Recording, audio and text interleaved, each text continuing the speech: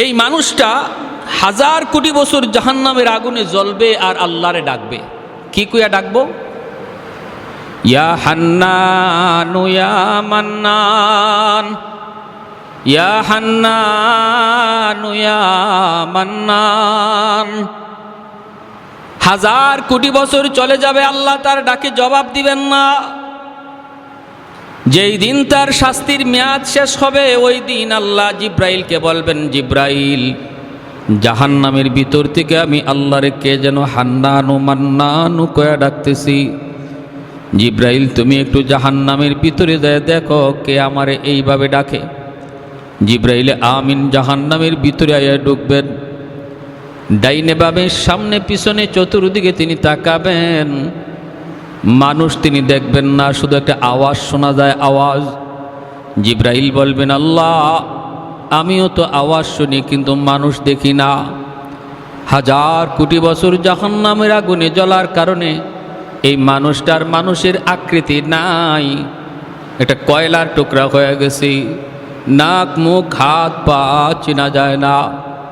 জিব্রাইল কইব, আল্লাহ মানুষ তো দেখি না কিন্তু আওয়াজ তো শুনতে পাই। আল্লাহ তখন কইব, জিব্রাইল তুমি নিজে বের হয়ে আসো।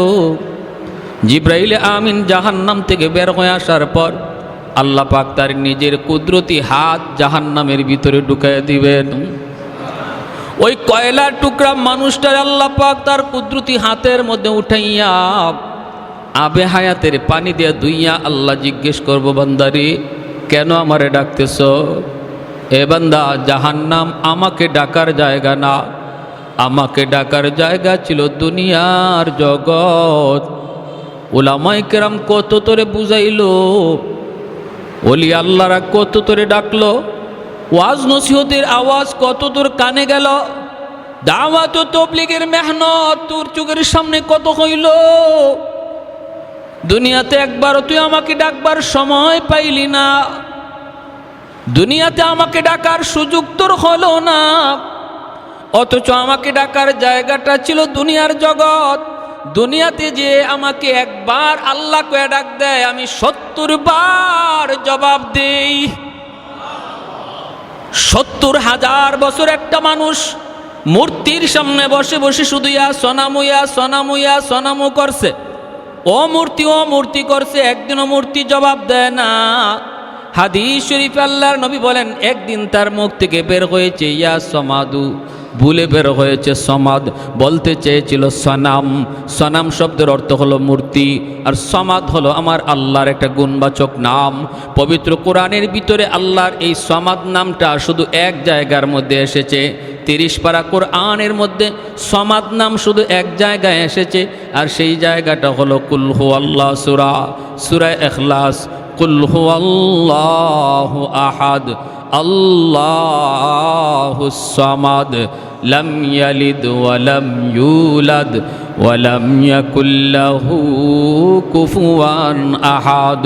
সামাদ শব্দের অর্থ হলো যার কাছে সবাই চায় কিন্তু তিনি কারো কাছে চাইতে হয় না।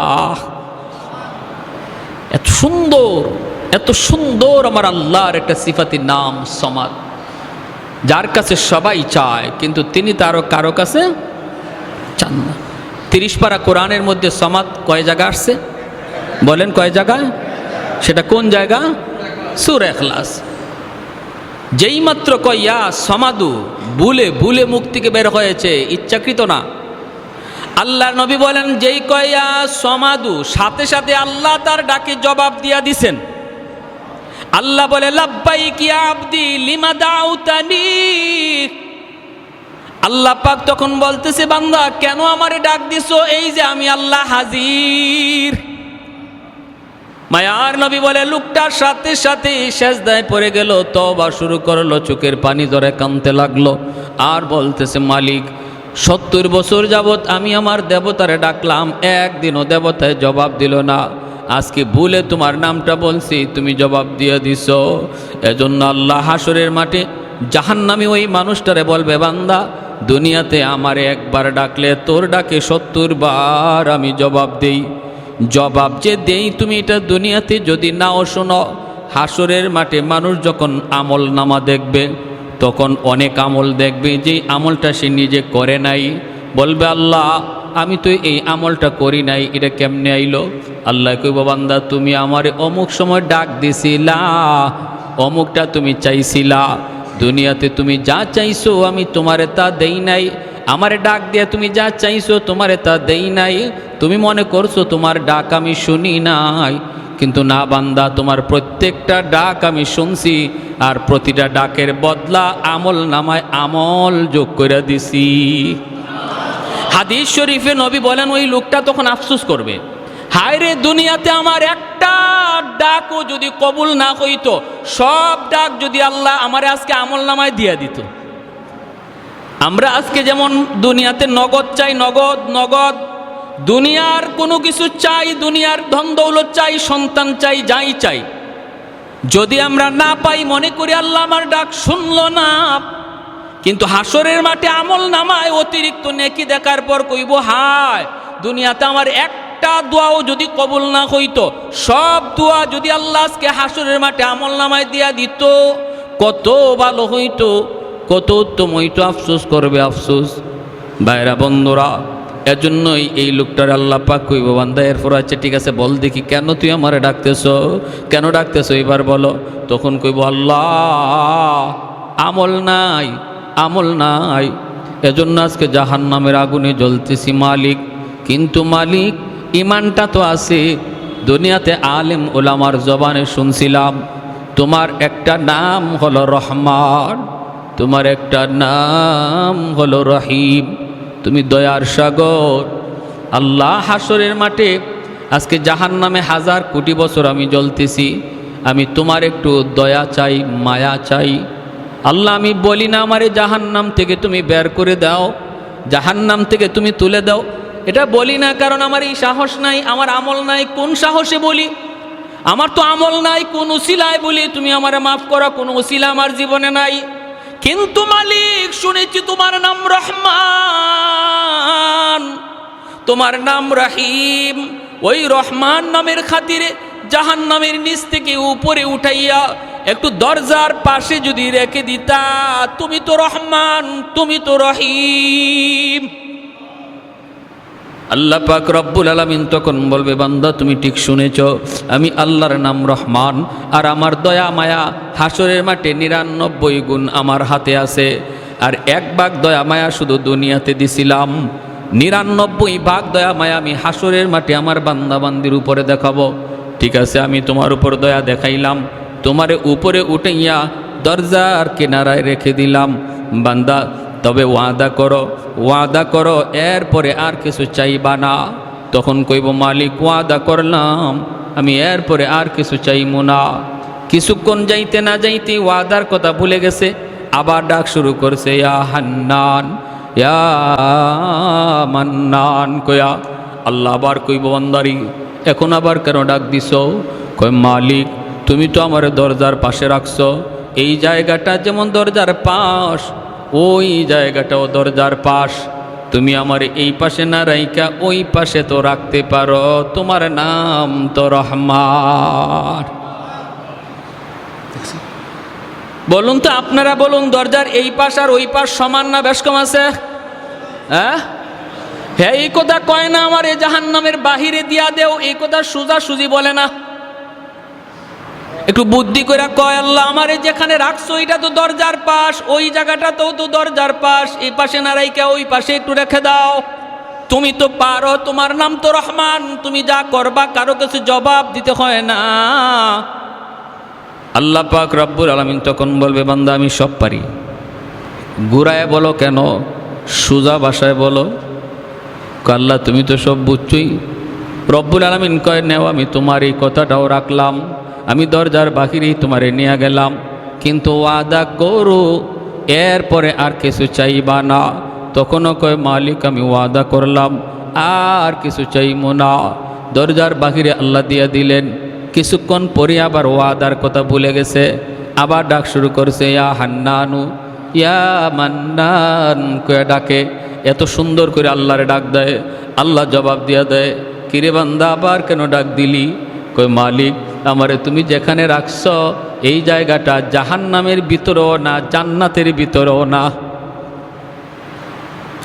এমন জায়গায় রাখছো এটা জান্নাতও না, জাহান্নামও না। এখানে রাখা যে কথা, জান্নাতের গেটের পাশে রাখা এক কথা। ওই বুঝেন, এখানে রাখা যে কথা, জান্নাতের গেটের পাশে রাখা এক কথা। আমি বলি না তুমি আমারে জান্নাত দিয়া দাও, কিন্তু আল্লাহ তুমি তো দয়া করে পারো আমাকে তুমি জান্নাতের গেটের পাশে রাখতে। জায়গা তো দুইটাই একই। আল্লাহ পাক কয় বান্দারে ভালো কথা, কিন্তু তুই না ওয়াদা করছিলি আর কিছু চাইবি না। কয় আল্লাহ তুমি তো রহমান, তুমি তো রহিম, আমি তোমার দয়ার কাঙ্গাল, আমি তোমার মায়ার কাঙ্গাল। আল্লাহর নবী বলে এই কথাগুলা কয়ে কয়ে আল্লাহর কুদরতি কলিজা নরম করে ফেলে। সুবহানাল্লাহ জোরে খান। এই কথাগুলা কয়ে কয়ে আমার মালিকের কুদরতি দিল নরম করে ফেলে। রব্বুল আলামিন তখন বলে বান্দা ঠিক আছে বুঝলাম, তোরে জান্নাতের গেটের পাশেই নিয়ে রাখলাম, তবে ওয়াদা কর এরপরে আর কিছু চাইবি না। কয় না গো মালিক, আর কি চাওয়ার আছে? আমি তো জান্নাত দিয়া দেব এই কথা বলতে পারি না, আমাকে তুমি যদি দরজার পাশে রাখো এটাই আমার জন্য যথেষ্ট। রব্বুল আলামিন দয়া করে তারে জান্নাতের গেট পর্যন্ত রেখে দিবে। কিছুক্ষণ শুধু যাবে, ওয়াদার কথা ভুলে যাবে, আবার ডাক শুরু করছে ইয়া হান্নান ইয়া মান্নান। কত সুন্দর আমার আল্লাহ পাকের নাম। সবাই বলেন আপনারা ইয়া হান্নান ইয়া মান্নান, ইয়া হান্নান ইয়া মান্নান। আল্লাহ পাক আবার জবাব দিয়া কইব বান্দা আবার কেন ডাক দিলি, আবার কেন ডাক দিলি? তখন কইব মালিক, ও মালিক কি হইছে? আল্লাহ পাকও একটা ঘটনা ঘটায় দিছে। আল্লাহ পাক রব্বুল আলামিন সে জান্নাতের গেটের পাশে যাইয়া জান্নাতের ভিতরের দৃশ্য দেখার জন্য খালি উকি ঝুঁকি দিতেছে, ছিদ্র তালাশ করে। জান্নাতের ভিতরে আল্লাহ কি রাখছে একটু দেখতে তার মন চায়। ওই অবস্থায় আল্লাহ জান্নাতি বাতাস ছেড়ে দিছে। এই বাতাসের দরজাটা এক পলকের জন্য শুধু খুলছে, তার নজরটাও এক পলক শুধু জান্নাতের ভিতরে ঢুকছে, সাথে সাথে আবার দরজা লেগে গেছে। জান্নাতের আরামায়েশের দৃশ্য এক পলক দেখার পরেই সে আবারও আল্লাহকে ডাক শুরু করছে ইয়া হান্নান ইয়া মান্নান কয়া। রব্বুল আলামিন তখন কয় বান্দা আবার কি হইছে? কয় আল্লাহ তুমি আমারে কি দেখাইছো? এতদিন দেখি নাই, ভালোই ছিলাম, দেখা তো আমি পাগল হয়ে গেছি। সুবহানাল্লাহ জোরে বলেন। আ'দাতুল ইবাদিয়াস সালিহিন মা লা আইনুন রাআত ওয়ালা উযুনুন সামিআত ওয়ালা খাতারা আলা কলবি বাশার।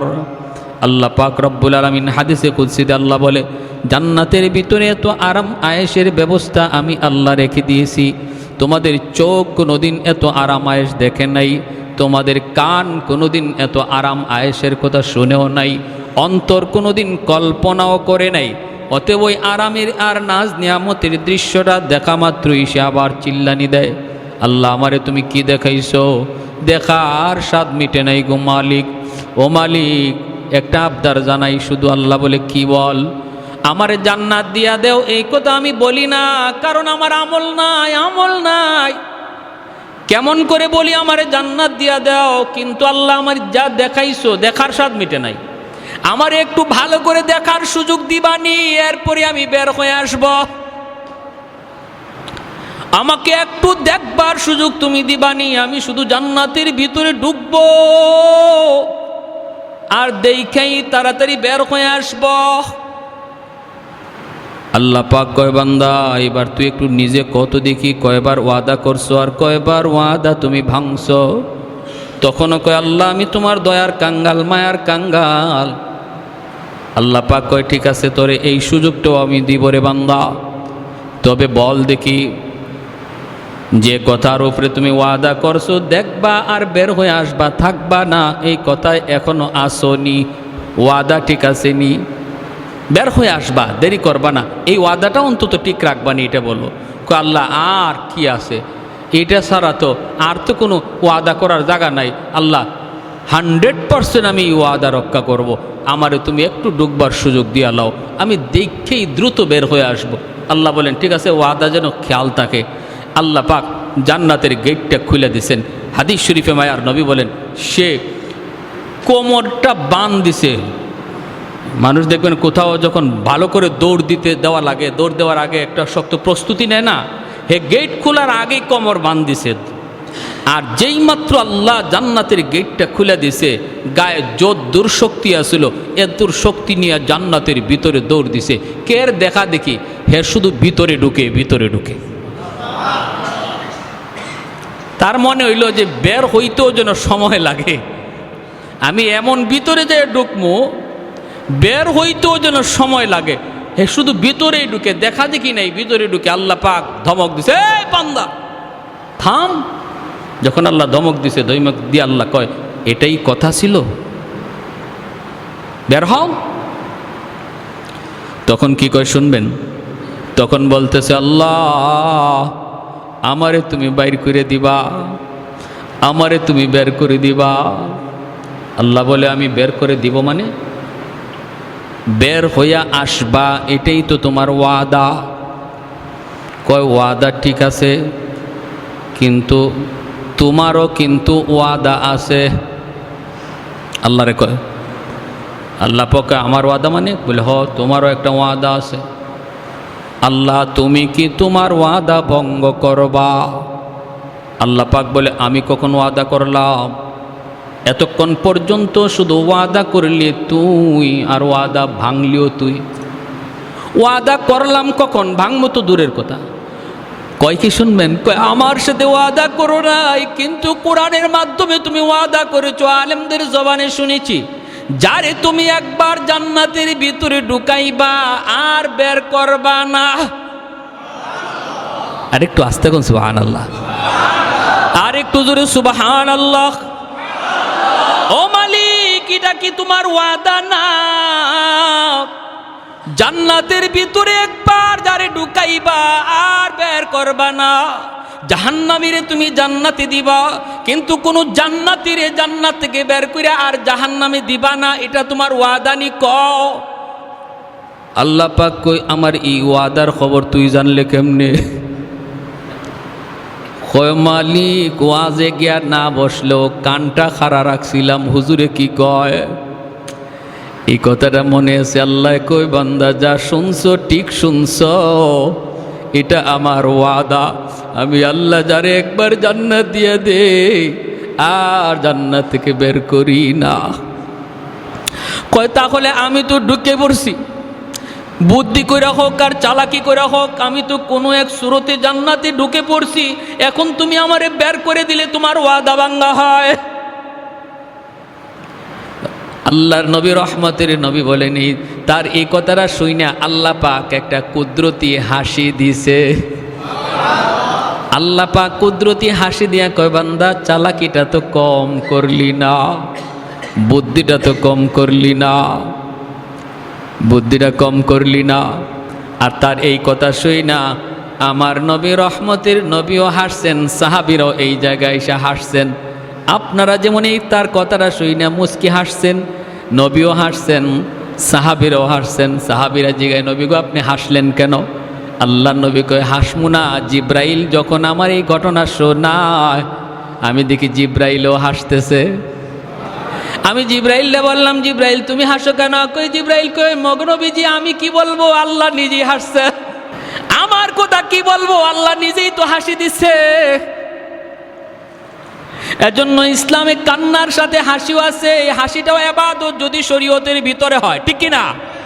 ইসলামী বিনোদনটা ইবাদত যদি সেটা শরীয়তের ভিতরে হয়। ভাইরা বন্ধুরা, আমার নবী নিজেও বিনোদন করেছেন। ফাঁকিতে একটা ঘটনা বলি, মনোযোগ আছে আপনাদের? চলবে কিছু কথা চলবে? আল্লাহ নবী একদিন সাহাবায়ে কেরাম নিয়ে খেজুর খাইতে বসছেন। নবীর একটা হাসির কথা শোনাই। আল্লাহর নবী খেজুর খাইতে বসছেন, মাঝখানে খেজুরের স্তূপ, গোল হয়ে বসছেন সাহাবায়ে কেরাম। মায়ার নবীও বসছেন, নবীর পাশেই বসছেন নবীজির জামাতা, মেয়ের জামাই হযরত আলী রাদিয়াল্লাহু তাআলা আনহু। নবীর কোন মেয়ের জামাই?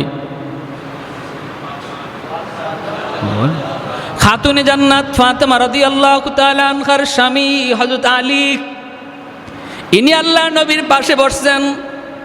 তাহলে বোঝা গেল শ্বশুর জামাই পাশাপাশি বসা যায় তো? আপনাদের এলাকায় আছে না? শরম লজ্জা এটা কোনো শরমের বিষয় নয়। শরম হলো শালির পাশে বসা। এখানে ভেজাল বাড়ে, ঠিক কিনা? এটা হারাম। শ্বশুরের পাশে বসা এটা কোনো শরমের বিষয় নয়। নবী পাশে বসাইছেন, শ্বশুর জামাই পাশাপাশি বসা। এবার শুনেন, সবাই খেজুর খাইতেছেন, মাঝখান থেকে একটা একটা করে খেজুর নিয়ে খাইতেছেন। নবী বলতেছেন খেজুর খাওয়ার খেজুরের বিচি যার যার সামনে রাখো। আর আমি কিছু নসিহত করি, মাসালা বলি, মশালাটা মনোযোগ দিয়ে শোনো। সাহাবাই কেরাম খেজুর খাইতেছেন, নবী দ্বীনের আলোচনা করেন। আল্লাহ নবীর আলোচনা শুই না, তারা তো আলোচনা শোনার দিকে মন দিয়ে দিছেন আর খেজুর খাইতেছেন, আলোচনা শুনতেছেন। আলোচনা শেষ, খেজুর খাওয়াও শেষ। এইবার নবী বলেন, আমি তো দ্বীনের আলোচনা করলাম, দেখলাম না কে কি পরিমাণ খাইলো। এখন তো একটু বোঝা দরকার কে কি পরিমাণ খেজুর খাইছি, কে কি পরিমাণ খেজুর খাইলো একটু বোঝা দরকার। সাহাবায়ে কেরাম বলে, নবী গো কেমনে বুঝবো? খেজুর তো পেটে চলে গেছে, বুঝবো কেমনে কে বেশি খাইছে কে কম খাইছে? নবী বলে, না না, খেজুরের বিচি দেখলেই বোঝা যাবে, বিচি দেখলেই। এদিকে ঘটনা ঘটছে কি, সবাই খেজুর খাইয়া যার যার সামনে বিচি রাখে, আর আল্লাহ নবী খেজুর খাইয়া বিচি নিজের কাছে না রাখিয়া জামাইয়ের কাছে রাখতেছেন। পাশে কে বইছে? নবী খেজুর খাইতেছেন ঠিক, কিন্তু বিচি নিজের কাছে না জামাইয়ের কাছে? নবী বলে, খেজুরের বিচি দেখলে বোঝা যাবে কে কি পরিমাণ খেজুর খাইছে। কিছু মানুষ আছে এমন, দেখবেন খাওয়ার তালে পইরা খানা খাইলে পরে সে কথা কইলে খানা খাইতে পারে না। আবার কিছু মানুষ আছে তুমি কথা যাই কও হের খানা আটকে না, ঠিক না? তুমি গল্প করো আর যাই করো তার খানা কিন্তু ঠিক আছে, মেশিন ঠিক আছে। আর কিছু মানুষ আছে কথা বললে খানা বন্ধই রাখে, পারে না। আল্লাহ নবী বলে, তাহলে এখন তো কথা চলছিল, এবার বোঝা দরকার কে কি পরিমাণ খাইল। সাহাবীরা কয়, নবী গো কেমনে? নবী কয়, বিচি দেই কা। সব সাহাবী যার যার সামনের দিকে তাকায়া বিচি দেখতেছেন। না না, বিচি যার যার ঠিকই আছে, মিল মতো আছে। একজনে আরেকজনের দিকে তাকায়া যেই মাত্র হযরত আলী রাদিয়াল্লাহু তাআলা আনহুর দিকে সবাই নজর দিছেন, দেখেন ইন্না লিল্লাহ, আলীর সামনে ডাবল বিচির স্তূপ জমা হয়ে আছে, বিশাল স্তূপ। সাহাবায়ে কেরাম একজন আরেকজনের দিকে তাকায়, চোখ বড় বড় করে, কিরে আলী যে এত বড় খাদক, এটা তোমরা আগে জানি না? সে তো আমাদেরকে কথার তালে ফালায় আসে, তার খাওয়ান ঠিক রাখছে। আলী তো বহুত বড় খাদক। আল্লাহর নবী ইচ্ছা করে শরমটা দিছেন জামাইরে। হযরত আলী নিজের সামনের দিকে তাকায়া বেকুফ হয়ে গেছেন, একদম বেকুফ। হযরত আলী ভাবতেছেন, ইন্না লিল্লাহ, আমি তো এত খেজুর খাই নাই। আর সাহাবীরা মনে করতেছে, বুঝছি আলী আমরা খাইছি কথার ফাঁকে ফাঁকে একটা কইরা, আর হে দুইটা কইরা মারছে, নাইলে তো বিচি এত হওয়ার কথা না। হযরত আলী ভাবতেছেন যে আমি তো এত খেজুর খাইলাম না, বিচি আসলো কোত্থেকে এত? আর সব সাহাবী বড় বড় চোখে হযরত আলীর দিকে তাকাইতেছেন। হযরত আলী তো শরমে পড়ে গেছেন, লজ্জায় পড়ে গেছেন। এখন হযরত আলী বিষয়টা বুঝার জন্য চোখটা খালি নজর দিয়ে দেখেন শ্বশুরের সামনে বিচি একটাও নাই, মানে মায়ার নবীর সামনে বিচি। এইবার আলী তো বুদ্ধিমান, নবী কয়, আনা মাদিনাতুল ইলমি ওয়া আলিয়ুন বাবুহা, আমি এলেমের শহর আর আমার আলী হলো ওই শহরের দরওয়াজা। আলী কি কম চালাক? আলী তো বুঝছেন, আচ্ছা আমার শ্বশুর তো এখানে আমার একটা শরম দেওয়ার বাউ করছেন, ঠিক না? আমার একটা লজ্জায় ফালাইছেন, ইচ্ছাকৃত। বাঁচবেন কেমনে? হযরত আলী বলেন, ইয়া রাসূলুল্লাহ, আমার একটা কথা আছে। কি কথা? কথা হলো বিচি দেখে বোঝা যাবে কে কি পরিমাণ খাদক, কথা ঠিক। কিন্তু আমার কথা হলো যে খেজুরের সাথে বিচি সহ খাইছে সে কত বড় খাদক। যার সামনে খেজুর খাইছে অথচ বিচি নাই, তাহলে বোঝা গেল ইনি বিচি সহ খাইছেন। ইনি কত বড় গাদক। সাহাবা একরাম সবাই হাসিয়ে দিয়েছেন, হাসিয়ে বলতেছে, ও এখানে তো শ্বশুরটা আমার জামাইয়ের ঠেলাঠেলি চলছে।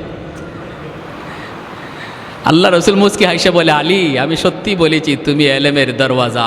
সুবহানাল্লাহ কর।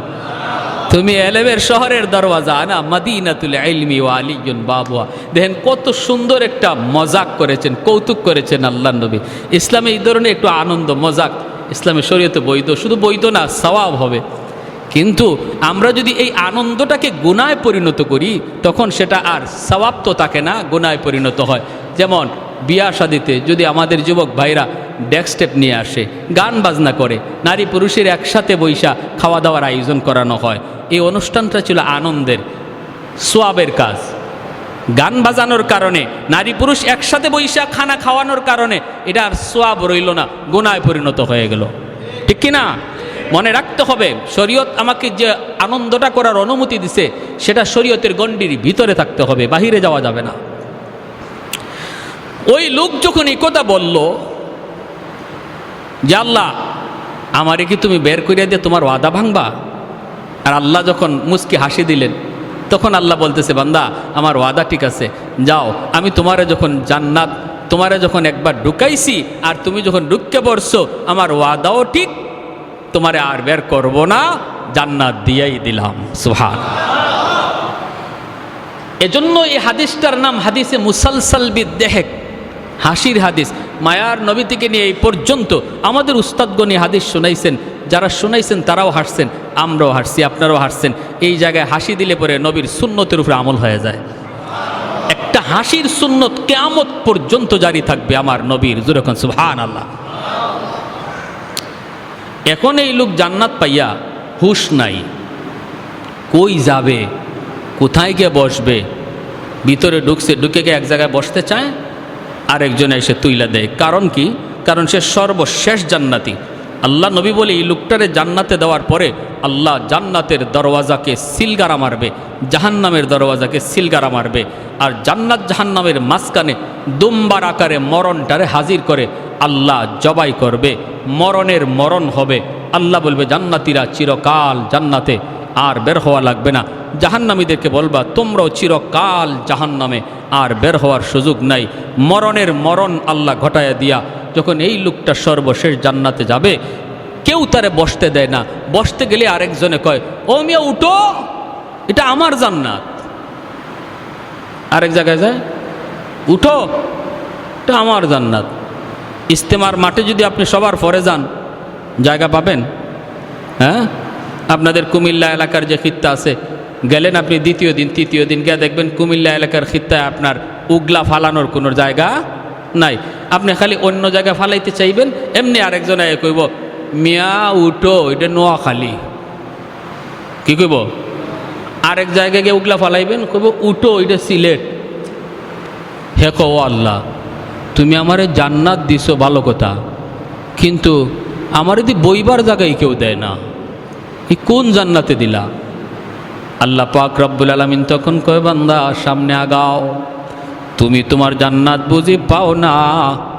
যেই দুনিয়া থেকে আইছো এমন 10টা দুনিয়ার সমান জান্নাত আমি আল্লাহ তোমার জন্য রিজার্ভ রেখে দিয়েছি।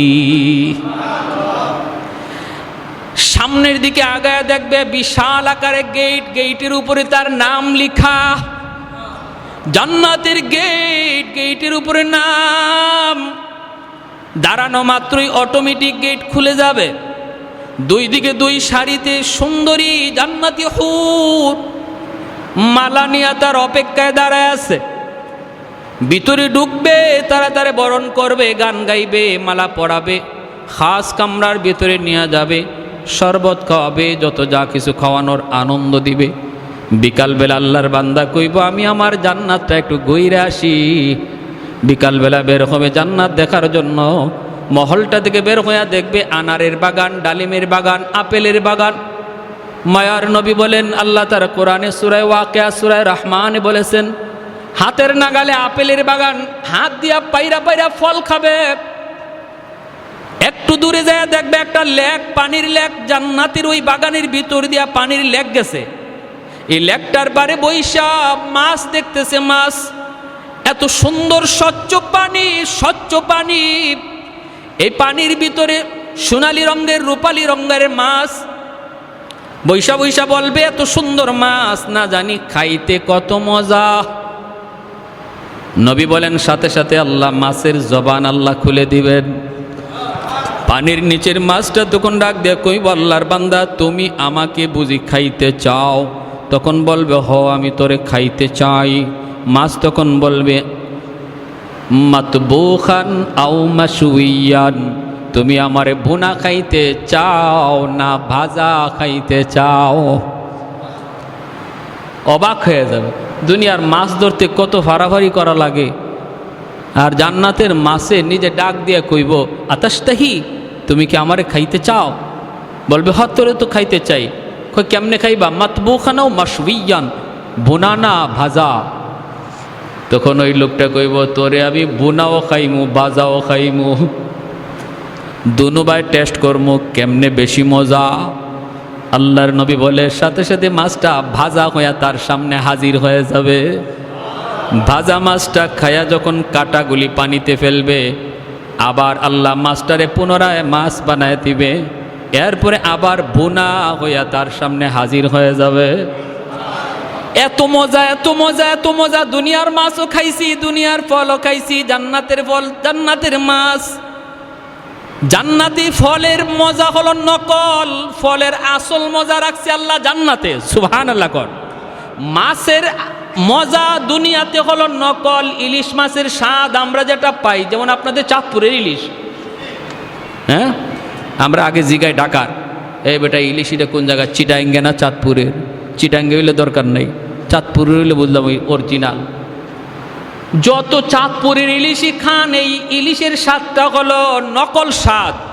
এই ইলিশের অরিজিনাল স্বাদটা আল্লাহ জান্নাতে খাওয়াবে। আপেল খাইছি, ডালিম খাইছি, কলা খাইছি, আম খাইছি, নকল স্বাদ। ল্যাংড়া আমের অরিজিনাল স্বাদটা আল্লাহ জান্নাতে খাওয়াবে। সুবহানাল্লাহ। পিছন দিক দিয়ে সুন্দরী একজন রমণী নরম হাতে গাতের মধ্যে হাত দিছে, হাত দিয়া বলতেছে, হাত দিতেই সে ডান দিকে তাকায় দেখে একজন সুন্দরী রমণী, এত সুন্দর জান্নাতি একজন হুর। তখন কইব কে তুমি? তুমি আমার গায়ে কেন হাত দিলা? জান্নাতি হুর তখন কইব আমি তোমার। কয়ে তুমি আমার? আরে 70 জন বিবি আমার ঘরে রাইকা আসলাম, তাদের চেহারা আমি চিনি। তুমি আমার বিবি না, আমার বিবিরা ঘরে। দুনিয়াতেই কত সুন্দরী আমারে অফার দিছে, আই লাভ ইউ বলছে। আমি আল্লাহর ভয়ে বলছি না, আমি আমার আল্লাহকে ভালোবাসি। সুবহানাল্লাহ কর। দুনিয়াতেই কত সুন্দরী আমাকে বলছে আমি তোমার, কিন্তু আমি বলছি না, আমি আমার আল্লাহর। জান্নাতে আইসে বুঝি তুমি আমারে ধোঁকায় ফেলাইতে চাও, ভাগো। না, লাগবে না, এমন সুন্দরী আমার লাগবে না। তখনই জান্নাতি হুরটা তখন কইব আল্লাহর বান্দা, তুমি কি আল্লাহর কোরআনের আয়াত পড়ো নাই? বলে কোন আয়াত? ওয়ালাদাইনা মাজিদ। আল্লাহ বলেছেন জান্নাতে তোমাকে যত নিয়ামত দিব রে বান্দা, মাঝে মাঝে তুমি অতিরিক্ত পাইবা। এটা কি তুমি পড়ো নাই? বলে হয়, এটা তো পড়ছি। কয় আমি হলাম তোমার অতিরিক্ত। সুবহানাল্লাহ। কয় কেন? কয় কারণ চিটাগাং কক্সবাজারে গিয়া তুমি আল্লাহর কুদরত দেখিয়া জিকির করেছো, সুবহানাল্লাহর জিকির। টাটকা একজন যুবক, যৌবনের তাড়না পাগলামি তোমার ভিতরে রয়েছে। চোখের সামনেই কত যুবক সুন্দরী নিয়ে এখানে তামাশা করেছে, কিন্তু তুমি আল্লাহর ভয়ে গুনাহ করো নাই, গুনাহ করো নাই। নদীর কিনারায় বসে বসে আল্লাহর তসবিহ জপছো, কুদরত নিয়ে ভাবছো। এজন্য আল্লাহ খুশি হয়ে বলছে আজকে আমার বান্দা যখন জান্নাতে নদীর পারে বসবে, একা রাখা যাবে না, তুমি তারে সঙ্গ দেও। সুবহানাল্লাহ। দুনিয়াতে হারাম কোনো নারীর সঙ্গ তুমি নেও নাই, এজন্য জান্নাতে আল্লাহ তোমারে আমার সঙ্গ দেওয়ার জন্য পাঠাইছে। জোরে কন্যা সুবহানাল্লাহ। এজন্য আল্লাহ পাক বলেছে মান আমিলা সালিহাম মিন যাকারিন আও উনসা ওয়া হুয়া মুমিন ফালানুহয়িয়ান্নাহু হায়াতান তাইয়্যিবা ওয়া লানাজজিয়ান্নাহুম আজরাহুম বিআহসানি মা কানু ইয়ামালুন। শর্ত হলো দুইটা, পুরস্কারও হলো দুইটা। একটা পুরস্কার দুনিয়াতে নগদ, আরেকটা পুরস্কার আখেরাতে বাকি। আমাদের নগদের উপরে যেমন বিশ্বাস, বাকির উপরও কার কার বিশ্বাস আছে? হাত উঠে একটু আল্লাহরে দেখা। আল্লাহ তুমি প্রতিটা হাতকে কবুল করো। কি করতে হবে? ইমানটা বেজাল্লা ইমান না নির্ভেজাল ইমান? আমলটা বেজাল্লা আমল না নির্ভেজাল আমল? এর জন্য কি নিজে নিজেই নির্ভেজাল চিনবো, না আলেম উলামার কাছে যাওয়া লাগবে? খাঁটি আল্লাহওয়ালাদের কাছে যাওয়া লাগবে, খাঁটি উলামায়ে কেরামের সোহবতে যাওয়া লাগবে। গেলে পরে নির্ভেজাল ইমানও শিখবো, নির্ভেজাল আমলও শিখবো। ঠিক কিনা?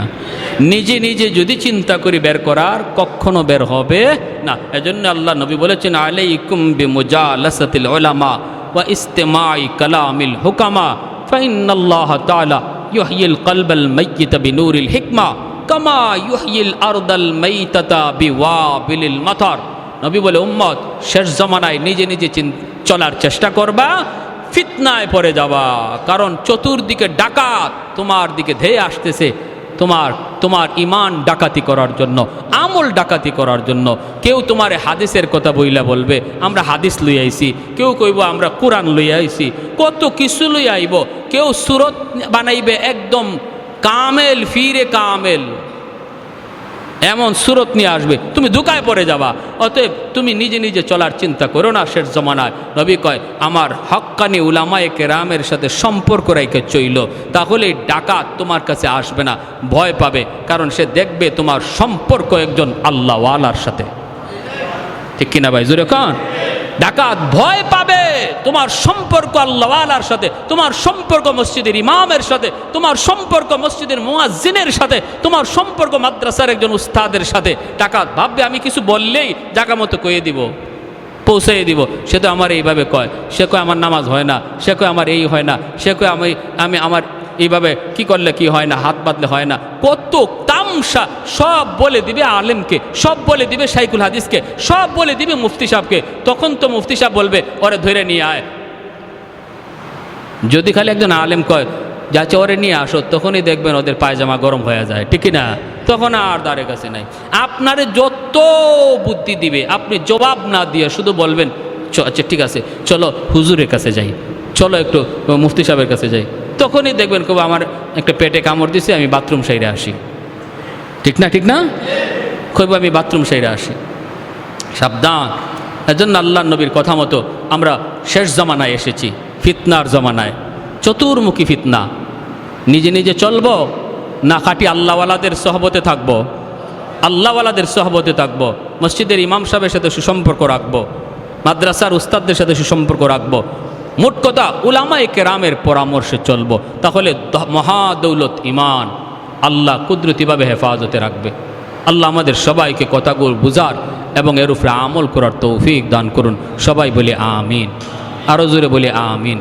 হুজুর যে কথা বলে গেছেন আওয়াবিন নামাজের কথা, ইশাক নামাজের কথা, তাহাজ্জুদের কথা, হ্যাঁ, 5 ওয়াক্ত নামাজের সাথে যদি আমরা এগুলা পড়ি, তাহলে এই 2টা পুরস্কারের কথা শোনাইলাম।